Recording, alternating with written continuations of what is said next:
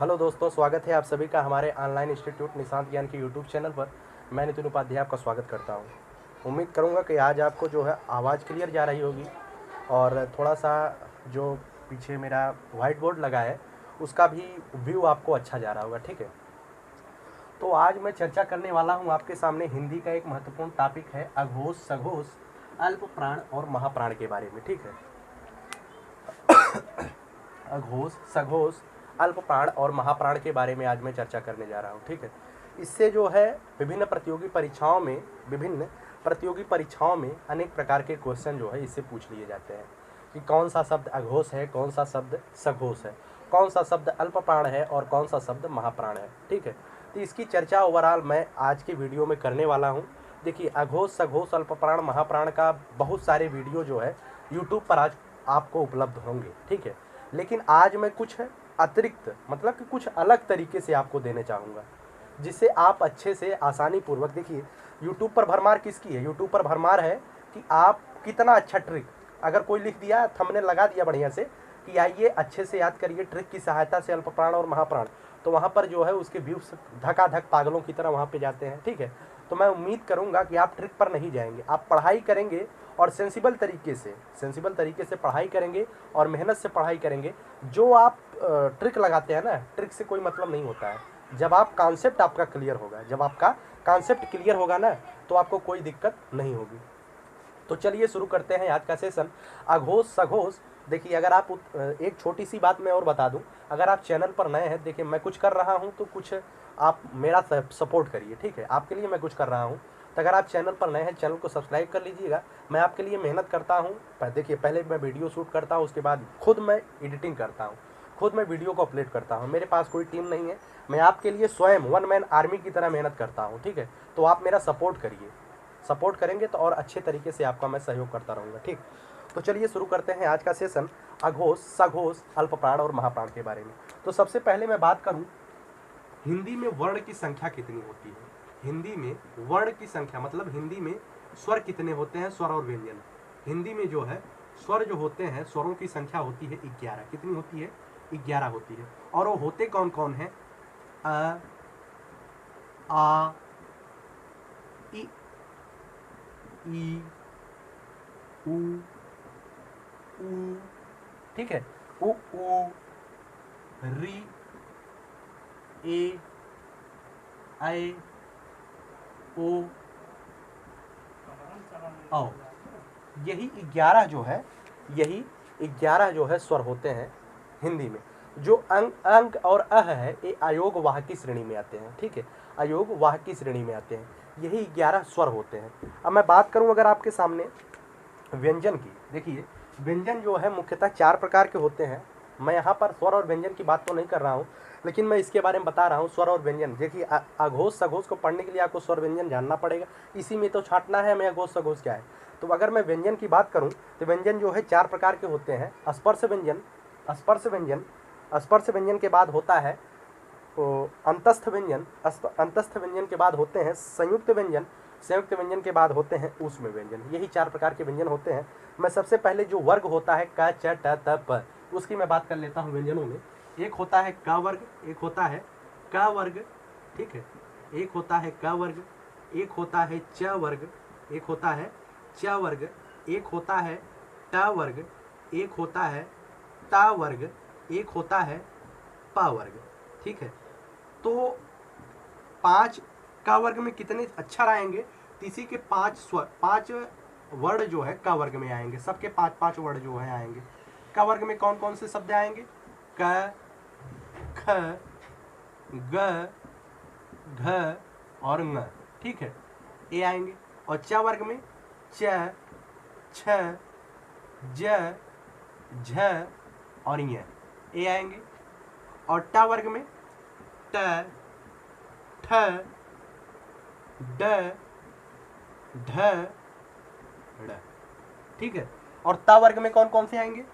त, थ, द, ध और न। और प वर्ग में प, फ, ब, भ और म। ठीक है, इतने शब्द आएंगे प वर्ग में।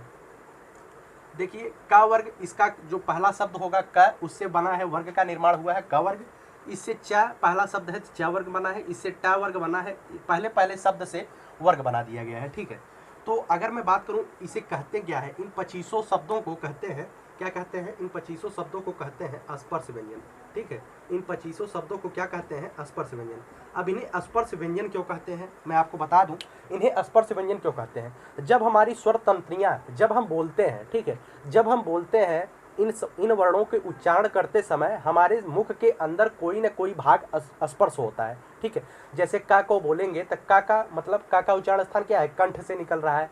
पा बोलेंगे तो पा का उच्चारण स्थान ओठ है, तो ओठ हमारा टच हो रहा है। तो मुख के स्वर तंत्रियों के माध्यम से जब आवाज़ निकलती है तो मुख का कोई ना कोई हिस्सा जो है इससे स्पर्श करता है, इसी वजह से इसे बोलते हैं स्पर्श व्यंजन, ठीक है। उम्मीद करूंगा कि आपको आ रहा होगा ये सब। आगे है, एक है अंतस्थ व्यंजन। क्या है, अंतस्थ व्यंजन। अंतस्थ व्यंजन, अंतस्थ व्यंजन की मैं बात करूं, व्यंजन मैं नहीं लिख रहा हूं, अंतस्थ व्यंजन की बात करूं तो य, व, र, ल, ये चारों जो है अंतस्थ व्यंजन की श्रेणी में आते हैं, ठीक है। ये चारों जो है अंतस्थ व्यंजन की श्रेणी में आते हैं। और मैं बात करूं ऊष्म व्यंजन की, किसकी, ऊष्म व्यंजन की मैं बात करूं, ऊष्म व्यंजन में क्या क्या होता है, ठीक है, ओके है सब। ऊष्म व्यंजन में अगर मैं बात करूं, ऊष्म व्यंजन में क्या क्या आता है, ऊष्म व्यंजन में आते हैं श, स, श और ह, ये जो है ऊष्म व्यंजन में आते हैं। अगर एक व्यंजन मैं छोड़ रहा हूं उसे कहते हैं संयुक्त व्यंजन, छ, त्र, ज्ञ और स्र, ये जो है संयुक्त व्यंजन की श्रेणी में आते हैं। इसे मुझे बताने की आवश्यकता नहीं, आप खुद समझ रहे होंगे। एक सेपरेट वीडियो में लेकर आऊँगा जिसमें जो है वर्ड के बारे में अच्छे से चर्चा मैं करूँगा, ठीक है। तो उम्मीद करूँगा इसका आप स्क्रीनशॉट ले लेंगे, स्वर कितने होते हैं, व्यंजन कितने होते हैं, ठीक है, स्वर कितने होते हैं और व्यंजन कितने होते हैं, इसके बारे में आप अच्छे से जानकारी ले लिए होंगे, ठीक है। मैं नीचे जो है यहाँ पर रखा हूँ, जहाँ से मेरा माइक होता है मैं बोलता हूँ उसे मैं देखता हूँ। आप ऐसा मत समझिएगा मैं देख कर पढ़ाता हूँ, मैं देख के नहीं पढ़ाता हूँ। मेरा माइक है, उसे सही करने के लिए मेरी निगाह नीचे जाती है, ठीक है। तो चलिए मैं आपको बता दूँ।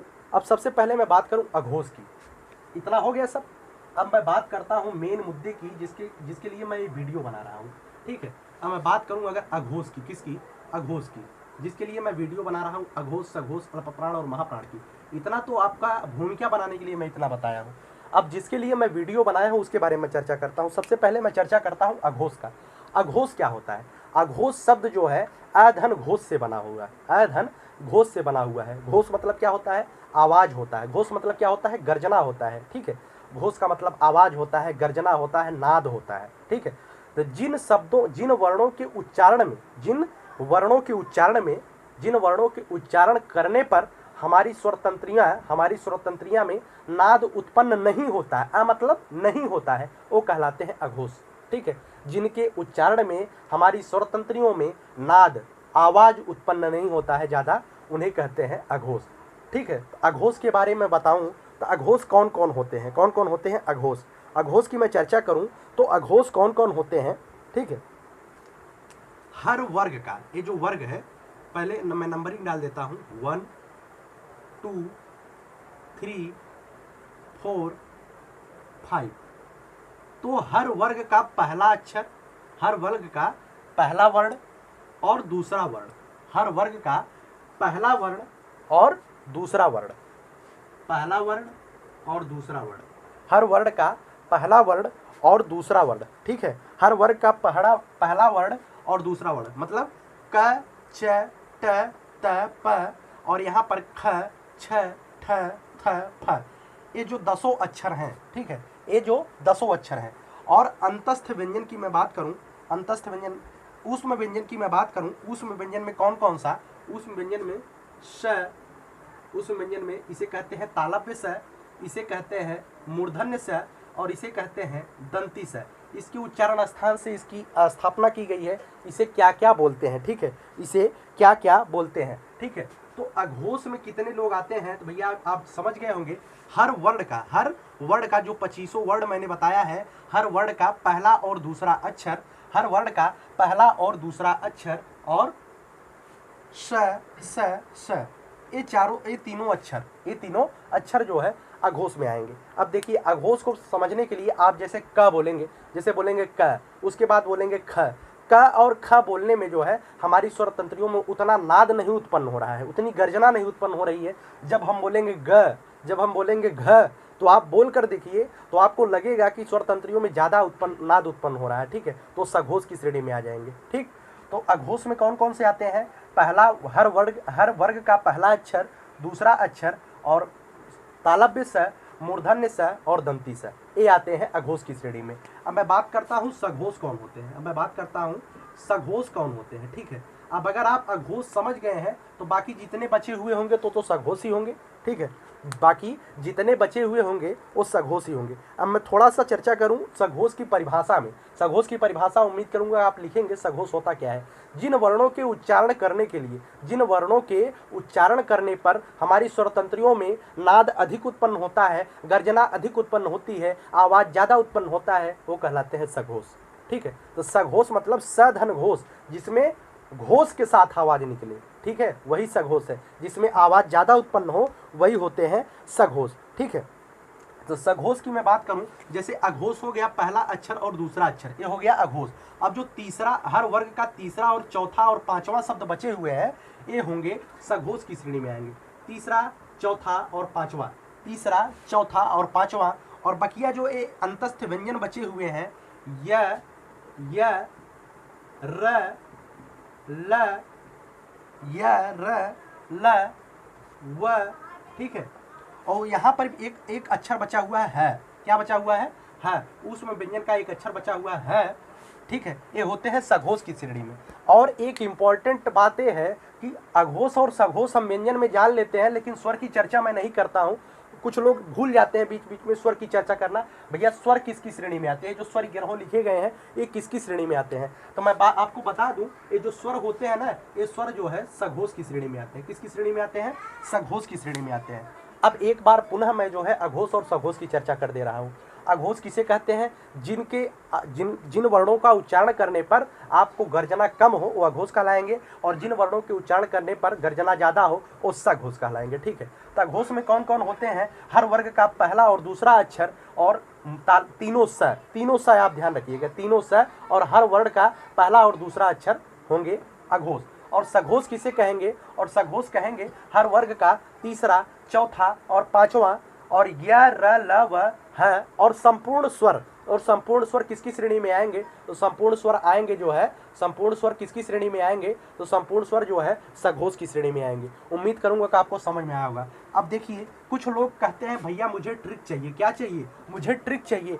बिना ट्रिक के मुझे उम्मीद ही नहीं है कि मुझे याद हो जाएगी। आप बहुत कमजोर है पढ़ने में, आपको ट्रिक आता ही नहीं है कि आप पढ़ ले जाएंगे, ठीक है। तो ट्रिक क्या है? देखिए ट्रिक यही है, 1, 2। पहले क्या आएगा? 1, 2 आएगा। हर वर्ग का पहला और दूसरा अक्षर 1, 2। उसके बाद सघोष में क्या है? 3, 4 और 5। पहला, दूसरा, तीसरा, चौथा, पांचवा।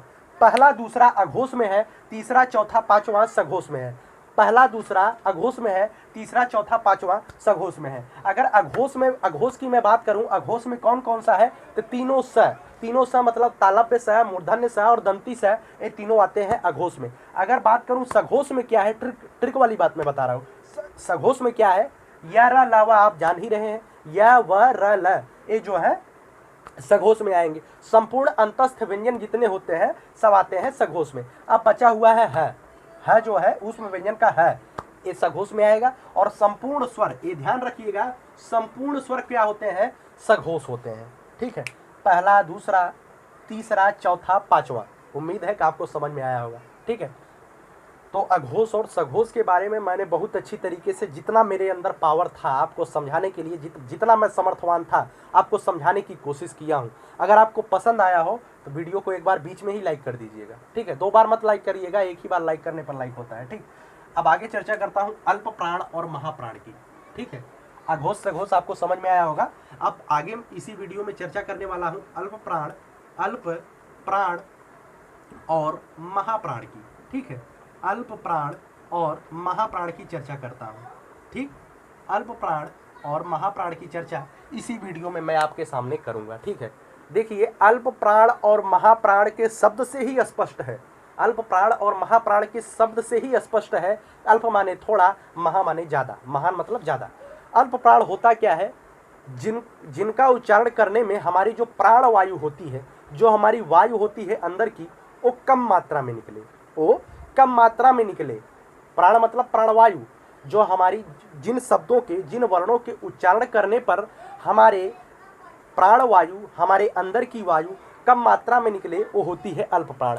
और जहाँ पर जिन वर्णों के उच्चारण करने पर हमारे अंदर की प्राण वायु अधिक मात्रा में निकलती है, वह होती है महाप्राण। उम्मीद करूंगा अल्प प्राण और महाप्राण जो है आप अच्छे से लिखेंगे, नोट बनाइएगा, नोटबुक जरूर बनाइएगा, तभी आपको समझ में आएगा अल्प प्राण क्या होता है और महाप्राण क्या होता है। ठीक है, एक बार पुनः मैं बोल दे रहा हूँ, अल्प प्राण क्या होते हैं? जिनका उच्चारण करने पर हमारे अंदर की प्राणवायु कम मात्रा में निकलती है, वो होता है अल्प प्राण। और जिन वर्णों का उच्चारण करने पर हमारे अंदर की प्राणवायु अधिक मात्रा में निकलती होती है, वो होते हैं महाप्राण। उम्मीद करूंगा कि आपको आ गया होगा। अब मैं बात करता हूँ अल्प प्राण की। अब मैं बात करता हूँ अल्प प्राण में कौन कौन से शब्द आते हैं। ठीक है, अल्प प्राण में कौन कौन से शब्द आते हैं? अल्प प्राण में देखिए दोस्तों, जैसे आप का बोलेंगे, आप एक बार बोल के देखिए, क बोलिए, का बोलिए, तो का बोलेंगे तो का बोलने पर जो है आपके जो अंदर की प्राणवायु है कम निकल रही होगी। का बोलने पर अंदर से प्राणवायु जो निकल रही होगी, जो हवा निकल रही होगी, कम निकल रही होगी। उम्मीद है कि आप बोले होंगे। उसके बाद जब आप खा बोलेंगे, का के बाद खा पे आइए, क ख क ख। खा बोलने पर ज्यादा प्राणवायु निकल रही है, खा बोलने पर ज्यादा प्राणवायु निकल रही है। ठीक है, तो का बोलने पर कम वायु निकल रही है, अर्थात यह अल्प प्राण में है। खा बोलने पर ज्यादा वायु निकल रही है, अर्थात यह महाप्राण में है। गा बोलने पर फिर वही होगा, गा आप बोलेंगे फिर कम वायु निकलेगी, फिर यह अल्प प्राण में होगा। इसी तरीके से टर्निंग पॉइंट बनता रहेगा, पहले अल्प प्राण, फिर महाप्राण, फिर अल्प प्राण, फिर महाप्राण। ठीक है, तो हर वर्ग का पहला अक्षर, हर वर्ग का पहला अक्षर, हर वर्ग का तीसरा अक्षर, हर वर्ग का पांचवा अक्षर, हर वर्ग का पहला अक्षर, तीसरा अक्षर और पांचवा अक्षर एक एक छोड़ करके। पहला अक्षर तो अल्प प्राण है, आपका बोल के देख लीजिए, अल्प प्राण है। उसके बाद खा बोलेंगे तो महाप्राण की श्रेणी में आएगा। फिर आप गा बोलेंगे तो फिर आपकी प्राणवायु कम निकलेगी, फिर वह अल्प प्राण की श्रेणी में आ जाएगा। फिर आप घा बोलेंगे, घा बोलकर आप देखिए आपके अंदर की प्राणवायु ज्यादा निकल रही होगी, या फिर जो है महाप्राण की श्रेणी में आ जाएगा। फिर अंगा बोलेंगे, फिर अंगा बोलेंगे तो अल्प प्राण की श्रेणी में आएगा।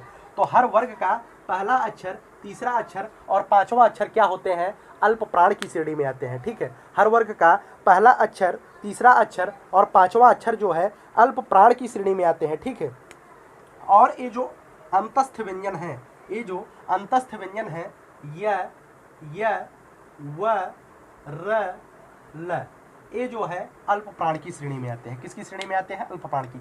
आप देखिए, आप बोलिए, य बोलिए, य व र ल, ये बोलेंगे ना तो आपके अंदर से जो आवाज निकलेगी, जो हवा निकलेगी, वो बहुत कम मात्रा में निकलेगी। आप इससे ही समझ जाएंगे, बोलकर आप खुद देखेंगे तो आपको अल्प प्राण और महाप्राण अच्छे से क्लियर हो जाएगा कौन क्या होता है। ठीक है, तो उम्मीद करूंगा आपको समझ में आया होगा। ऐसा आप लोग बोल बोल करके प्रैक्टिस करिएगा, कौन अल्प प्राण है कौन महाप्राण है, इससे आपको ज़्यादा क्लियर होगा। ठीक है, अब मैं बात करता हूँ महाप्राण की। किसकी बात करता हूँ? महाप्राण की बात करता हूँ। जब आप अल्प प्राण जान ही गए हैं तो महाप्राण में क्या दिक्कत है आपको? पहला अक्षर, तीसरा अक्षर, पांचवा अक्षर जो है अल्प प्राण की श्रेणी में आया। बचा कौन रहा है? दूसरा वर्ण, हर वर्ग का दूसरा वर्ण और हर वर्ग का चौथा वर्ण, यही तो बच रहा है, यही तो बच रहा है भैया। ये किसकी श्रेणी में आएगा? ये जो है महाप्राण की श्रेणी में आएगा। जितने शब्द बच रहे हैं वो जो है किसकी श्रेणी में आएंगे? तो जो है आएंगे महाप्राण की श्रेणी में। और कौन बच रहे हैं भैया? और या व रला तो हो ही गया है, अब बच रहा है यही संपूर्ण ऊष्म व्यंजन, यही संपूर्ण ऊष्म व्यंजन बच रहा है। मतलब तीनों स बच रहे हैं, तीनों स बच रहे हैं और ये ह बच रहा है, यही तो होते हैं ऊष्म व्यंजन। ठीक है, तो ये होते हैं महाप्राण। अल्प प्राण में क्या क्या आते हैं? हर वर्ग का पहला अक्षर, तीसरा अक्षर, पांचवा अक्षर और संपूर्ण अंतस्थ व्यंजन, मतलब य व र ल, ये होते हैं अल्प प्राण की श्रेणी में आते हैं। महाप्राण की श्रेणी में कौन कौन आते हैं? हर वर्ग का दूसरा अक्षर, चौथा अक्षर, हर और संपूर्ण अंतस्थ व्यंजन महाप्राण की श्रेणी में आता है। उम्मीद है कि आपको अल्प प्राण और महाप्राण अच्छे तरीके से समझ में आया होगा, अघोष सघोष भी अच्छे से समझ में आया होगा। अब यहाँ पर ट्रिक वाली जो बात है, यहाँ पर जो एक आपके सामने एक भौकाल मचाया जाता है ट्रिक, भैया ट्रिक की आपको कोई आवश्यकता नहीं है, मैं बता रहा हूँ। आपका जब तक कॉन्सेप्ट नहीं क्लियर होगा आपका ट्रिक एक ना एक दिन फेल हो जाएगा। जब आप परीक्षा में बैठेंगे ट्रिक कब तक काम करेगी? जब आप पढ़ाई किए रहेंगे, 1-2 दिन तक आप ट्रिक याद करे रहेंगे, उसके बाद जब आप परीक्षा हाल में बैठेंगे परीक्षा देने के लिए, आपका ट्रिक वहीं पर काम करना बंद कर देगा। ठीक है, तो आप कॉन्सेप्ट क्लियर रखिए, कॉन्सेप्ट से आप पढ़ाई करिए तो आपको ज़्यादा सब कुछ क्लियर होगा। ठीक है, तो कॉन्सेप्ट से पढ़ाई करिएगा। ट्रिक की मैं बात करूँ, ट्रिक यहाँ पर क्या है? पहला एक विषम संख्या छोड़ करके पहला, तीसरा, पाँचवा और या व राला। ठीक है, तो पहला, तीसरा, पाँचवा यहाँ पर याद रखिएगा, पहला, तीसरा, पाँचवा यहाँ पर याद रखिएगा। उसके बाद जो छूट रहे हैं नीचे 2-4 लिख दीजिएगा। 1 3 5 2 4, 1 3 5 2 4 यहाँ पर याद रखिएगा। ठीक है, और अघोष सघोष में क्या है? अघोष ऊपर लिखिए, सघोष नीचे लिखिए और डायरेक्टली याद रखिए 1 2 3 4 5, 1 2 3 4 5। 1 2 आएगा अघोष वाले में और 3 4 5 आएगा सघोष वाले में, ऐसे याद रखिएगा। और अल्प प्राण में 1 1 छोड़ करके याद रखिएगा, 1 3 5 और अल्प महाप्राण में 2 4। ठीक है, अघोष में याद रखिएगा स तीनों स जो है अघोष में आते हैं, और सघोष में याद रखिएगा या व र ल, ह भी सघोष में आता है, ह जो है अघोष में आता है, याद रखिएगा इसे। यहाँ पर जो है सस्पेंशन होता है, यहाँ पर मतलब कि एक तरीके की भ्रम की स्थिति उत्पन्न हो जाती है क्या है। ठीक है, तो ह जो है सघोष की श्रेणी में आएगा। ह बोलकर आप देखिए, ह जब बोलेंगे ना तो आपके अंदर से एक गर्जना उत्पन्न होगी। आप जब बोलेंगे तो गरज कर आवाज निकलेगी, तो ह मतलब सघोष। समझ में आया आपको? उसके बाद संपूर्ण स्वर जो है सघोष की श्रेणी में आते हैं। ठीक है, यही होता है महाप्राण, अघोष, सघोष, अल्प प्राण, महाप्राण। इस वीडियो के माध्यम से मैं आपको समझाने की कोशिश किया हूँ संपूर्ण तरीके से कि क्या होता है अल्प प्राण, क्या होता है महाप्राण, क्या होता है अघोष, क्या होता है सघोष। आप यकीन मानिए कि यूट्यूब पे जितने भी यूट्यूब पर वीडियो होंगे, कहीं न कहीं मैं जो है अच्छी तरीके से उनसे तो थोड़ा सा भिन्न होगा। मैं नहीं कहूँगा कि सबसे उम्दा तरीके से मैं पढ़ाया हूँ। एक चीज़ मैं ज़रूर बताऊँगा कि उन सभी वीडियो से कुछ अलग तरीके से मैं ज़रूर बताया हूँगा, कुछ अलग तरीके से मैं ज़रूर बताया हूँगा, ये मुझे उम्मीद है। और मुझे ये भी उम्मीद है कि यह वीडियो आपको पसंद आएगा। ठीक है, अगर पसंद आए तो हमारे वीडियो को लाइक करिएगा, और चैनल पर नए हैं तो बार बार कह रहा हूँ मुझे सपोर्ट करने के लिए मेरे चैनल पर नए हैं, चैनल को सब्सक्राइब करिएगा, और वीडियो पसंद आए तो वीडियो को लाइक ज़रूर करिएगा। हाँ, शेयर करने की बात तो मैं भूल ही गया, शेयर ज़रूर करिएगा। शेयर करने का मतलब क्या है? हमारा उद्देश्य है कि हर कोई प्रतियोगी छात्र मेरे द्वारा चलाए गए अभियान से लाभान्वित हो, तभी जाकर के मैं अधिक संतुष्ट होऊंगा। मैं जो ये अभियान चला रहा हूँ निशांत ज्ञान यूट्यूब प्लेटफॉर्म के माध्यम से, मेरा उद्देश्य यही है कि हर कोई प्रतियोगी छात्र जिसके पास ऑफलाइन कोचिंग का खर्चा नहीं है, ऑफलाइन कोचिंग कर नहीं सकता है, मैं उसे जो है एक महत्वपूर्ण तरीके से, एक अच्छे तरीके से उसे मैं सफलता दिलाऊँ। ठीक है, तो मेरा उद्देश्य यही है कि आप हर कोई मेरे चलाए गए अभियान से लाभान्वित हो। उम्मीद करूंगा कि आप ऐसा करेंगे। अगर आप ऐसा करेंगे तो बहुत बहुत आभार नितिन उपाध्याय का, आपके लिए बहुत बहुत धन्यवाद वीडियो को पूरा देखने के लिए। अगर आप वीडियो पूरा देखें हैं तो लाइक करके जाइएगा। धन्यवाद आपका।